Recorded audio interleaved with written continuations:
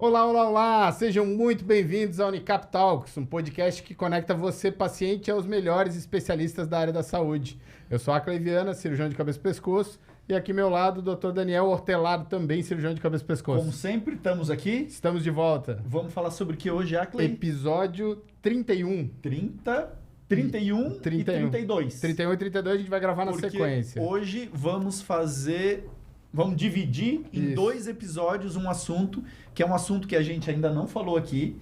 E que é extenso. Muito importante, é extenso e é relativamente comum entre os nossos pacientes. A gente vê bastante, né? O desconhecimento sobre o assunto e quando acontece os problemas. Né? E é impressionante, né, Acley? Como tem muitos médicos que não conhecem isso e o paciente fica sofrendo anos e anos e anos sem um diagnóstico. E a confusão, né? Com certeza a gente vai confundir, a gente vai chamar de parótida, de paratireoide, paratireoidismo, hipotireoidismo. A gente vai...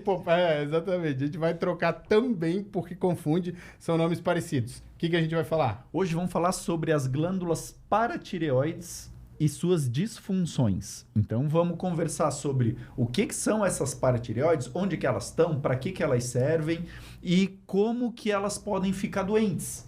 O que pode acontecer? Um excesso de função, a redução da função. E para isso a gente trouxe... Quem chamou? A gente trouxe...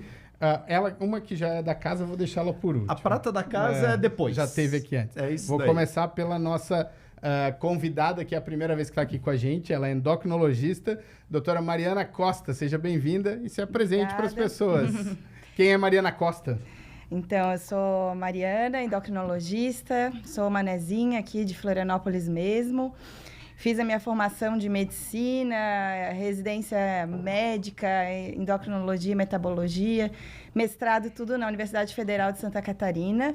Depois eu passei um tempo em Porto Alegre fazendo doutorado na Federal do Rio Grande do Sul.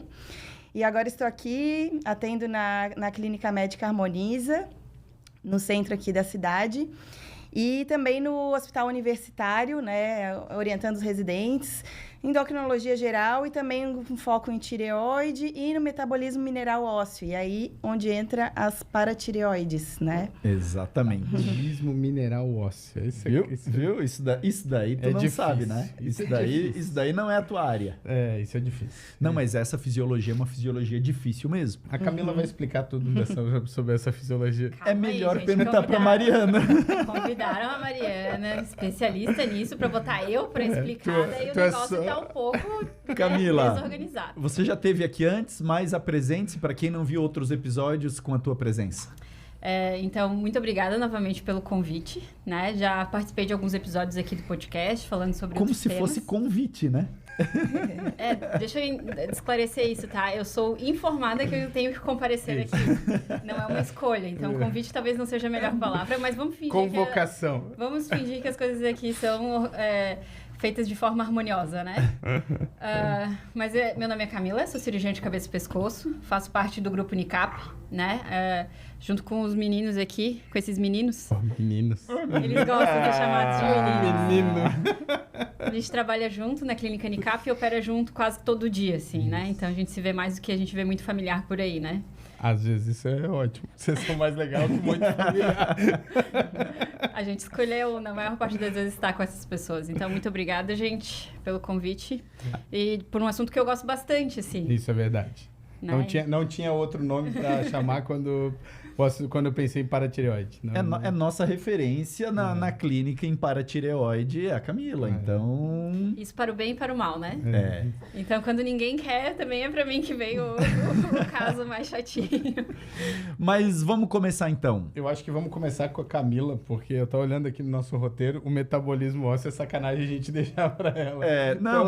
A pergunta assim, onde ficam as paratireoides e quantas são? Acho que ela consegue responder. Não, na verdade, a questão anatômica realmente é muito do cirurgião, né? Então, Camila, o que são as paratireoides? Onde que elas estão localizadas? Para que elas servem de forma resumida? Tá, então vamos de uma maneira mais simples aqui o possível, porque esse é um assunto realmente muito complexo, né? Então, como o Daniel mesmo disse, tem muito médico que às vezes não entende muito bem o que é, o que funciona e o que são essas glândulas, né? Então, são as paratireoides, né? Então, são glândulas que a gente tem na região do pescoço.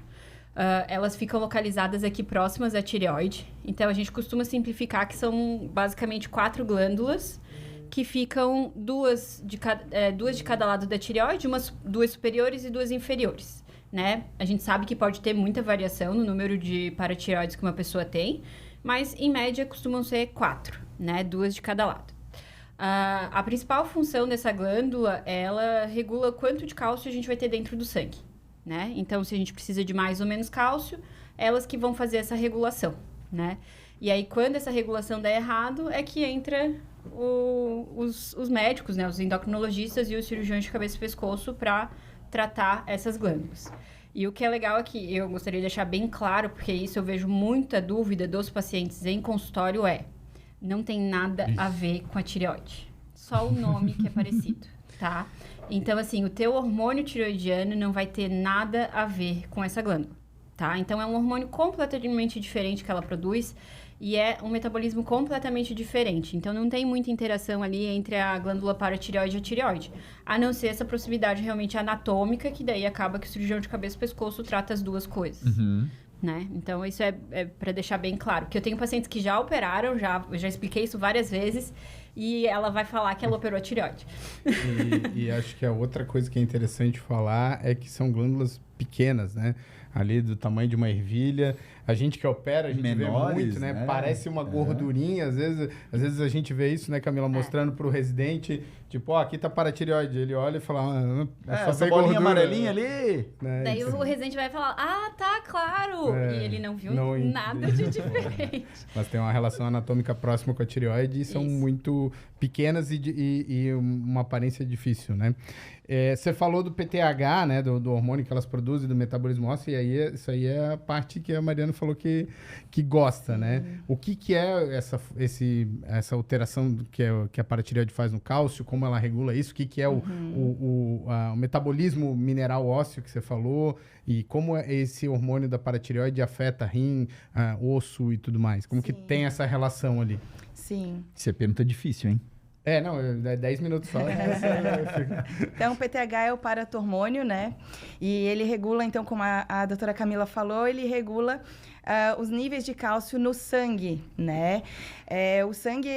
O cálcio, ele é imprescindível para a vida, né? Para a condução neuronal, para a contração muscular. Então, lembrando que o próprio coração é um músculo, então ele depende de níveis ótimos de cálcio circulantes para o adequado funcionamento também. Então, assim, ele tem um intervalo estreito para estar circulante ali no sangue, né? Não pode ter a mais nem a menos. Se está fora ali daquele intervalo do laboratório, provavelmente alguma coisa, ou foi erro laboratorial, que é bem comum, né? Em geral, a gente repete, né? Não é só com um exame que a gente vai tomar a conduta. Mas se estiver fora daquele range ali, daquele intervalo, provavelmente algo está acontecendo de diferente, tá? E isso já pode impactar no funcionamento do coração, na condição nervosa, enfim.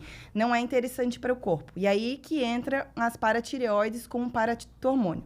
Então, o paratormônio é como se fosse um sinal para outros órgãos otimizarem e colocarem esse cálcio ou tirarem esse excesso de cálcio no sangue, né? Então, ela vai mandar sinais para o rim para diminuir ali a perda de cálcio pela urina, né? Para segurar ali no sangue. Ou até mesmo em detrimento da força dos ossos, né? Vai tirar dos ossos para manter os níveis adequados no sangue, né? E aí isso pode ser tanto prejudicial, principalmente para os rins, né? Às vezes esse excesso de excreção de cálcio nos rins pode levar a até pedras nos rins, calcificação renal, e também pode prejudicar os ossos, porque se isso for de uma forma inadequada, inapropriada, né? Pode enfraquecer os ossos, falando de uma forma bem geral. E depois a gente vai aprofundar em cada uma dessas questões. Essa fisiologia é muito difícil, né? Então, essa fisiologia tem uma série de interações, rim, intestino, Sim. osso, sangue, Então, realmente A é bem vitamina D difícil. também, né? Ela é ativada pelo paratormônio, né? Então, ela também, o paratormônio e a vitamina D, eles fazem parte desse sistema de comunicação, né?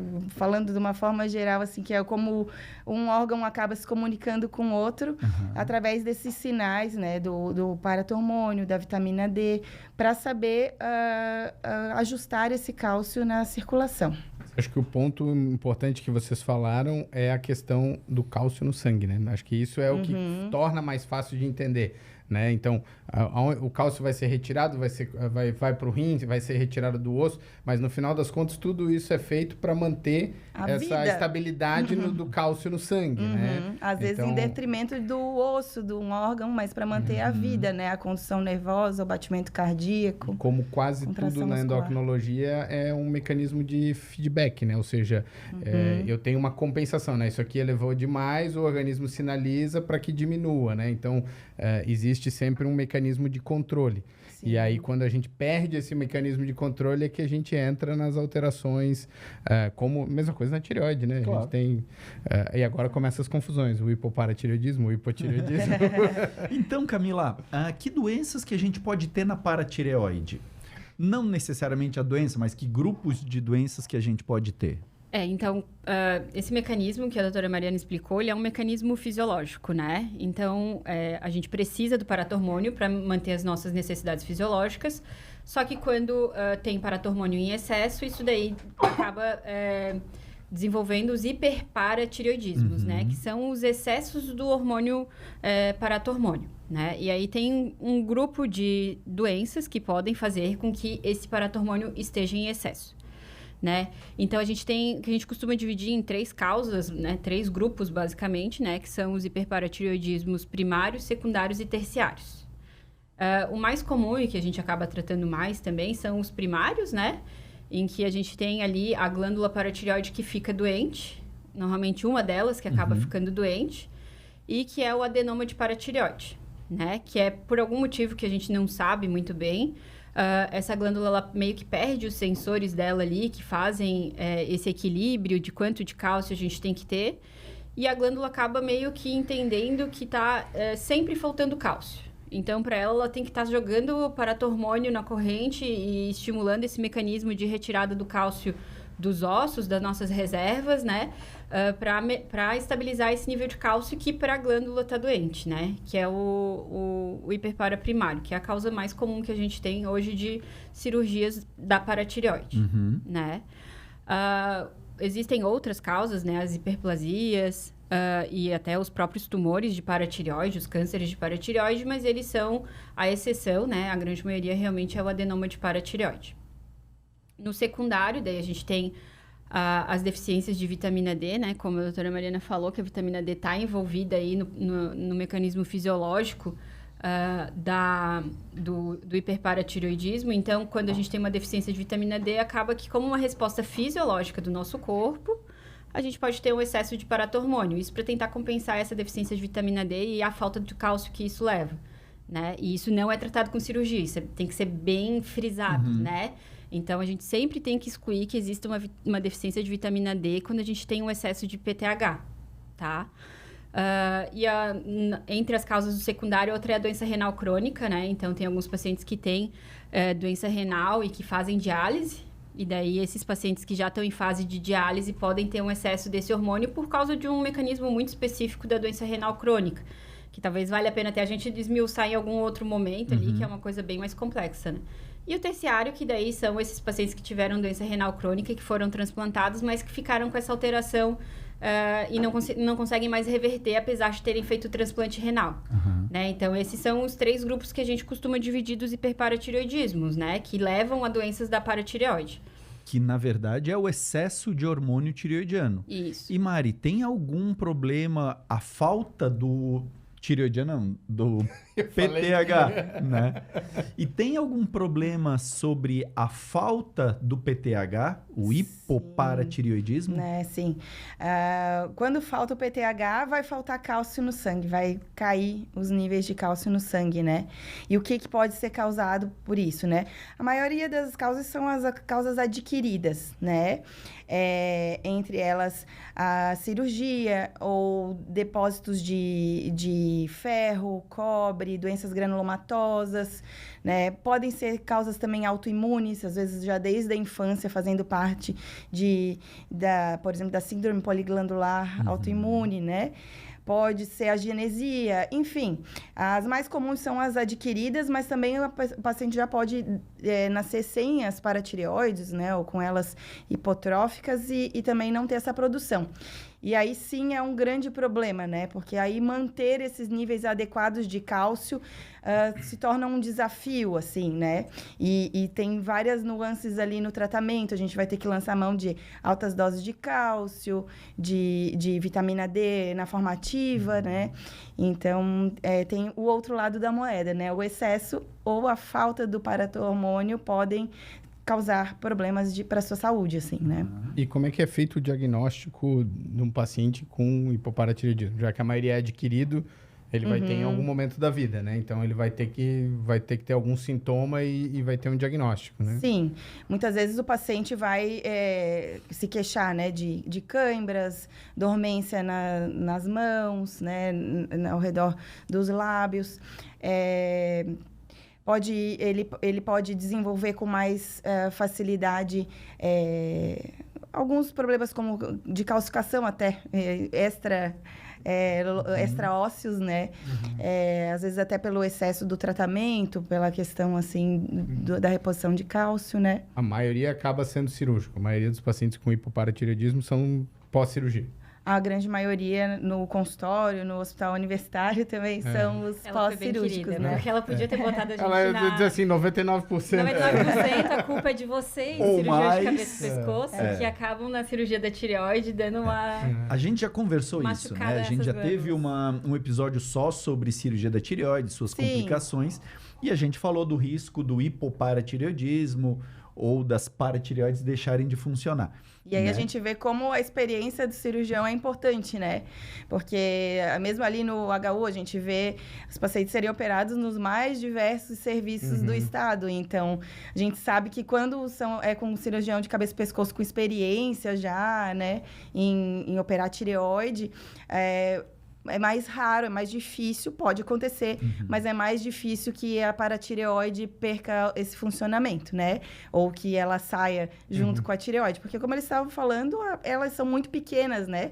Então, precisa isso eu não sei, não estou lá na hora da cirurgia, mas precisa toda a experiência para diferenciar ali o que é paratireoide e o que não é, né? A gente tem uma piadinha, e quanto mais velho o cirurgião fica, mais paratireoide o paciente tem, né? Achar, né? Porque tem, assim... A gente acha que tudo é paratireoide, né? Sim. E uma abordagem da tireoide tem menos risco do que uma segunda abordagem, né? Às vezes para uma outra, né? Já aumenta bastante, consideravelmente o risco.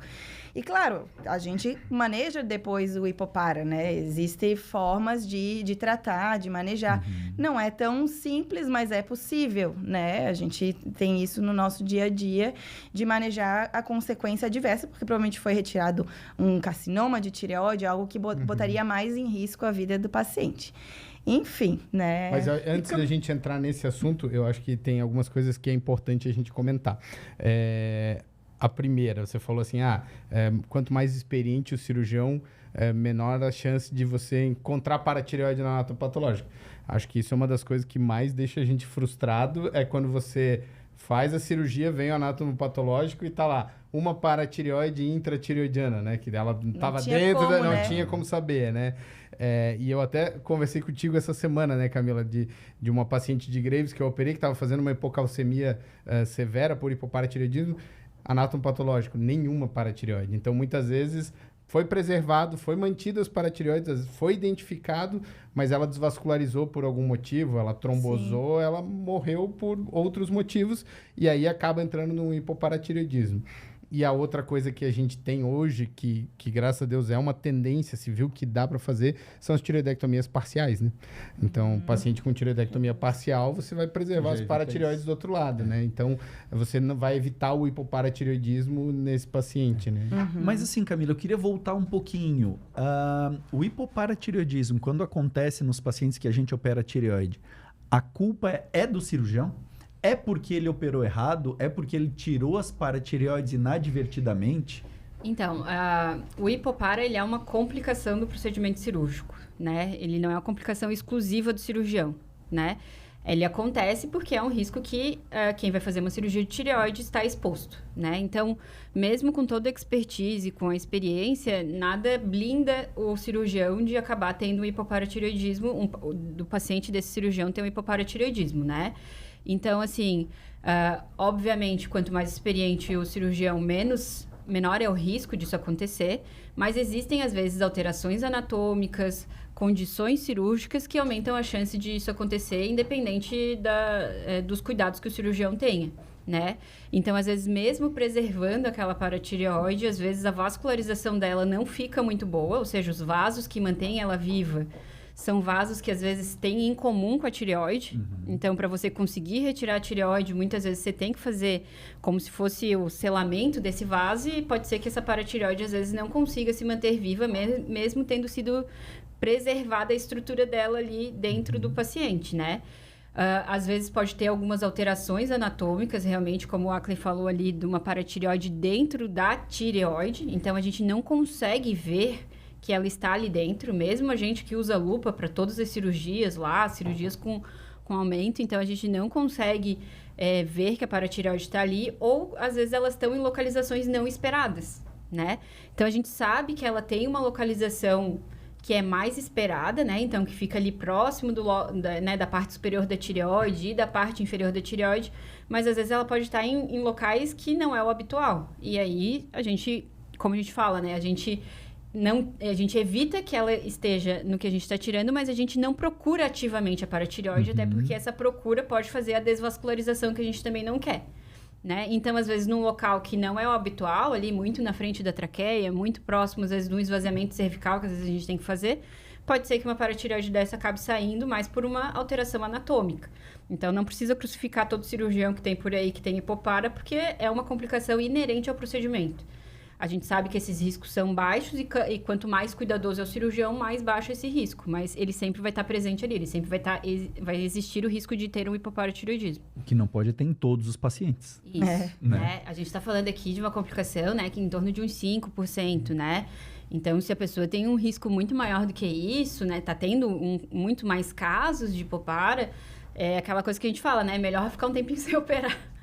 Né, revisar a técnica cirúrgica e aí realmente avaliar o cirurgião. E a Clay, hoje em dia a gente quase não vê isso, né? Mas tem 2 sinais muito clássicos do hipoparatireoidismo, que é o Chevostek e o Trousseau, né?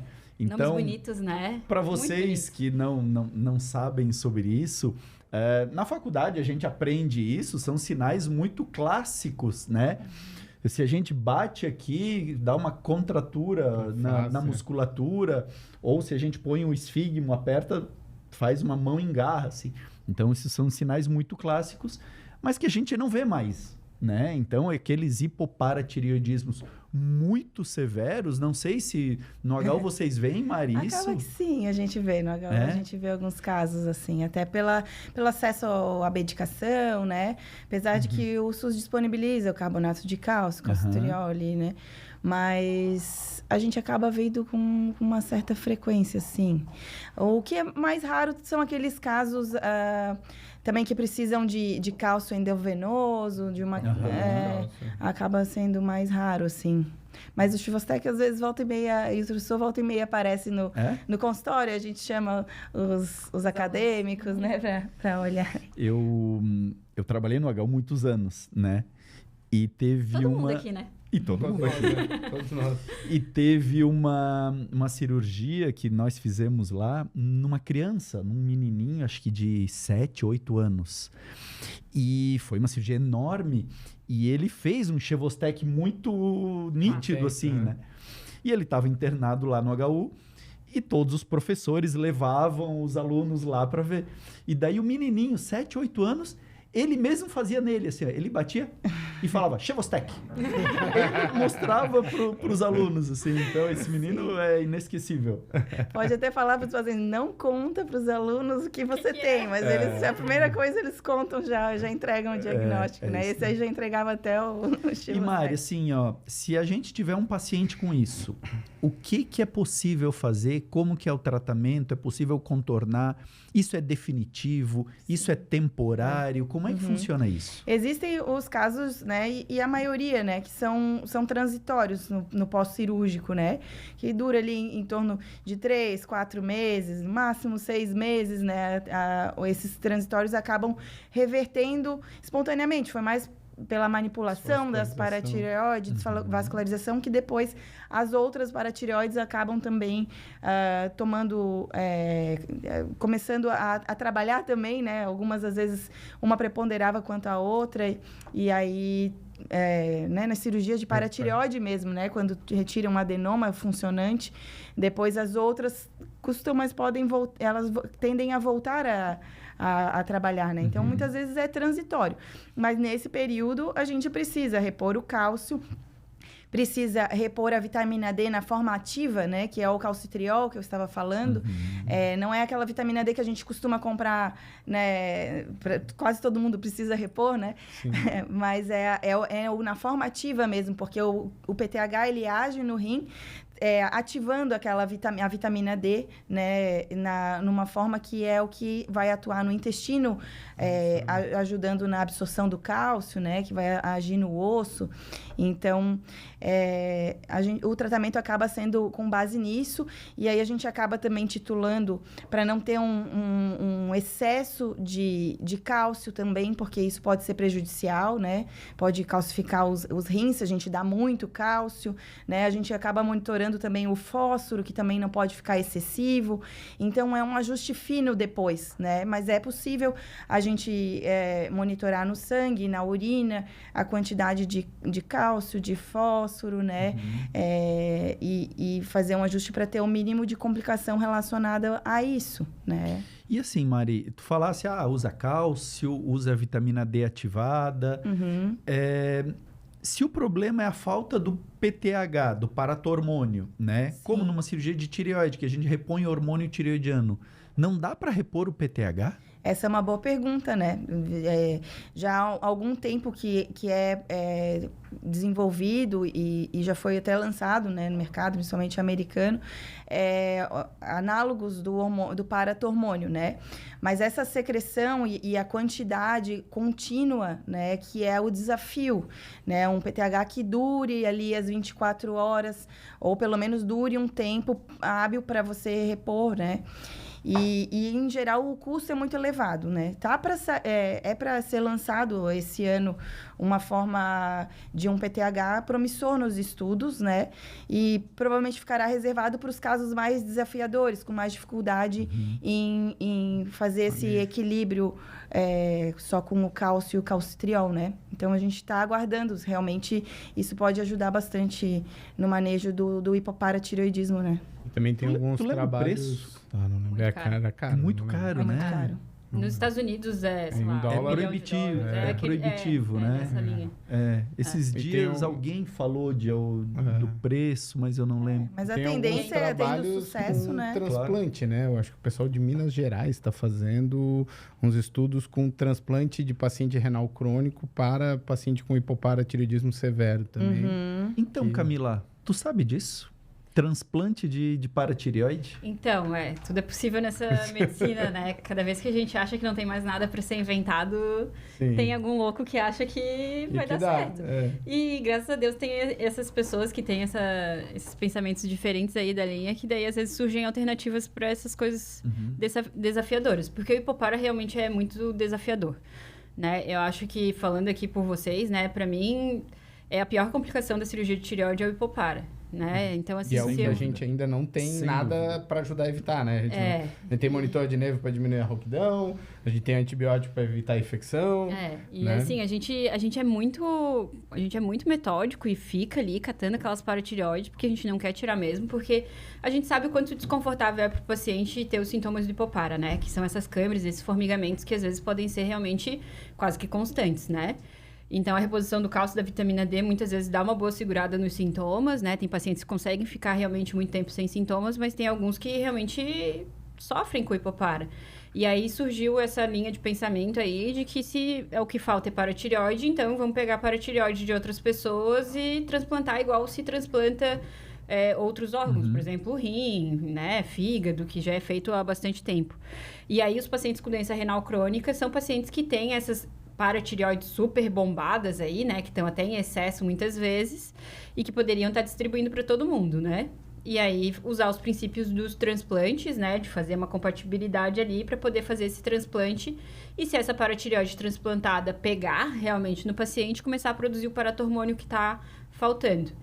Né? Ainda está numa fase inicial, eles têm alguns casos que já são casos com bom resultado, mas que ainda precisa de um tempo aí para a gente conseguir estudo, mais tempo. Ter isso como um protocolo bem definido para poder oferecer como um tratamento padrão para os pacientes, né? Mas é uma outra linha aí para tratar o hipoparatireoidismo. Mas o hipoparatireoidismo é bem desafiador, né? É bem desafiador. E eu vou te falar, a experiência de quem teve transitório é desafiador para o paciente também. Claro que sim. Porque a sensação que você tem é de uma crise de ansiedade. Você não sabe se você está tendo uma crise de ansiedade, você acha que vai morrer, você tem formigamento, é bem estressante para o paciente também, quando é intenso, né? Assim, a maioria a gente tem casos leves, né? Eu acho que isso nem acaba chegando para vocês, porque assim, a maioria dos pacientes pós-operatório vai ter um formigamento, uma coisinha, 15 dias já resolveu, né? Mas aqueles casos de hipopara severo, com que precisa alta dose de cálcio, que precisa calcitriol, realmente para o paciente é muito incomodativo, né? Se eu não me engano, os trabalhos mostram que o principal fator de perda de qualidade de vida em cirurgia de tireoide é o hipoparatireoidismo definitivo, né? É o que a Camila falou, né? O nosso maior temor, né? E para mim é uma das principais indicações da tireoidectomia parcial é prevenir o hipoparatireoidismo. Né? Então... O paciente, antes da cirurgia, a gente fala, não, vai prevenir o hipoparatireoidismo. O paciente, né? Mas eu vou precisar tomar hormônio? É a única pergunta que o paciente faz, assim. E aí eu costumo perder bastante tempo insistindo nessa parte da prevenção do hipoparatireoidismo, sabe? Porque, obviamente, né... Entre médicos, às vezes, não tem um conhecimento sobre isso, o paciente realmente não leva isso como um problema de uma cirurgia de tireoide. Mas é nossa função, né? Explicar para o paciente os riscos da cirurgia e assinalar lá quais são os riscos mais importantes, né? Os que vão trazer maior prejuízo para o paciente. Para mim, o primeiro do pódio aí é o hipoparatireoidismo mesmo. E se a gente tem alguma possibilidade de evitar isso, a gente sempre tem que frisar. E aí a opção de oferecer a tireoidectomia parcial, que tem muito cirurgião que é contra, né? Tem muito cirurgião que fala, para mim parcial não tem benefício, tira tudo de uma vez. E às vezes o paciente vem com esse pensamento, com esse embasamento, às vezes até de alguns familiares. E aí a gente às vezes tem que convencer o paciente de que a parcial realmente, por causa desse negócio que ele não faz ideia do que é a melhor opção. E a Clei, agora eu vou fazer uma pergunta para ti. Nós já temos monitor de nervo para diminuir a chance de lesão do nervo. Nós temos pinças hemostáticas, materiais hemostáticos para diminuir sangramento e diminuir hematoma. E o que a gente tem de tecnologia para prevenir hipoparatireoidismo? Tem alguma coisa? Utilizável agora no dia a dia, a gente teria o que tem de mais, talvez próximo de poder utilizar, é as imunofluorescências com verdinidocianina, que não é todo lugar que tem, mas que, por exemplo, com alguns lugares com videocirurgia ou com robótica a gente já consegue ver. Explica o que é isso. Talvez a Mariana, que não é cirurgiã, talvez ela não saiba. É como se fosse um corante, né? Assim, que você usa endovenoso e ele vai pela corrente sanguínea. E aí, com um tipo especial de câmera que faz uma captação da fluorescência, você consegue ver aquele corante entrando no vaso, né? Passando no vaso. E aí, a paratireoide, que é muito vascularizada, você consegue identificar ela pela vascularização, ver até onde, qual é o principal vasonutridor dela, e aí você consegue ter uma cirurgia que preserva, e depois que você solta ela da tireoide, que a Camila falou que ela estava grudada ali na tireoide, você consegue ver se ela está bem vascularizada ou não, que é o outro problema que a gente falou, que pode acontecer de ela desvascularizar. E se ela não estiver bem vascularizada, você retira ela e reimplanta ela no músculo, que às vezes tem melhor resultado até do que você deixar ela ali... ela morrendo. Exatamente, mal vascularizada, né? E a gente já tem alguns trabalhos, mas aí não prática clínica, com inteligência artificial para cirurgia robótica, identificando a paratireoide, né? Ele mostrando, tipo um GPS, né? Um quadradinho dizendo, ó, tá aqui, você tá operando, mexendo na tireoide, e a tela lá mostrando onde tá a paratireoide, para você evitar... Não chegue perto daqui. Não lese ela, né? Não mexa nela, né? Então, acho que essas duas coisas aí é o que vai ser o nosso monitor de nervo para paratireoide, assim. Também acho. E vai mudar, a hora que isso popularizar, vai mudar muito a maneira de trabalhar. E os trabalhos já mostram uma redução significativa nos sintomas de hipoparatireoidismo pós-operatório, né? Mas a gente só falou de hipoparatireoidismo. Acho que a gente vai dar E um o break. hiperparatireoidismo? A gente vai dar um break de 5 minutos aqui para vocês de uma semana. E vai voltar. Eu acho que eles precisam, assim, porque é muita informação para absorver, né? Precisa ter um tempinho. E Mas, vai voltar assim, para falar de hiperparatireoidismo, que é uma outra doença, é outra coisa. Mas mesmo assim, seja educado e agradeça as nossas convidadas pela presença. Sim, eu vou encerrar o episódio, calma. Ah, bom, eu achei que tu não ia encerrar. Eu só tava me justificando. Achei que tu ia fazer que nem da outra vez que faltou luz. É verdade, a gente não terminou aquele episódio, né? A gente vai finalizar aquele do ultrassom. Mas, Camila, Mariana, obrigado por vocês estarem aqui nesse episódio. E a gente vai contar com vocês agora na continuação pro próximo. E todo mundo Agradecemos. E todo mundo que está em casa também, né, Daniel? Muito obrigado. A gente vai falar sobre hiperparatireoidismo e vocês vão assistir na próxima semana. E assistam porque vale a pena, é uma conversa muito legal. Muito legal mesmo.